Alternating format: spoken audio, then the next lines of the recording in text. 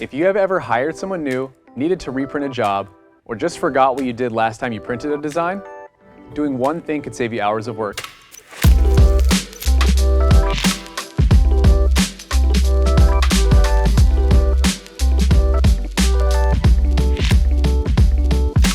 There's a simple way to make sure you do an old job perfectly every time. Catalog your prints.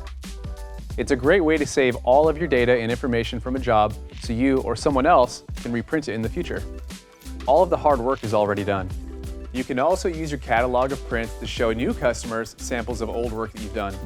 There's 1,000 different ways to organize all of this data. We're going to cover the way that I do it so that you can adopt the process in your shop.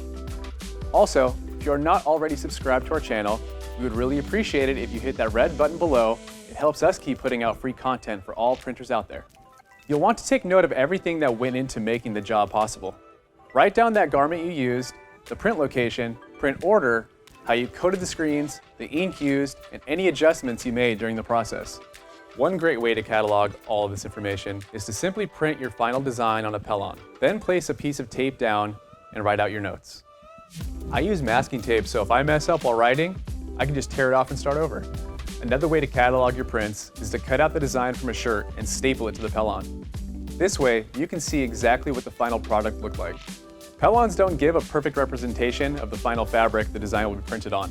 However, they do show how the final print itself will look before it's applied to different garments. This way, you have a catalog print that you can reference for quality control. The notes should include all of the data you collected up to the point of finishing your print. Here's the Pellon that we just printed. We're going to place a piece of masking tape down at the bottom of the Pellon to start writing down the print data. First, write the name of the job. This may be obvious to you, however, if you're going to ask somebody else to reprint this job, you want to make sure they know exactly which one you're directing them to. I am going to write down any data that will help me recreate this print. This could include mesh counts, inks used, squeegee durometer, garments used, print location, print order, flash and cure times. You can be as detailed as you want to be, but in my opinion, the more information, the better. Writing all this out may seem overboard, but just know, the point is you want to be able to hand this off to somebody else and know that they can print it the same way that you did the first time. Let us know in the comments if there's any other data that you like to write down for later, or any other ways that you like to organize your catalog prints. Like and subscribe if this video helped you out, and we hope to see you next time.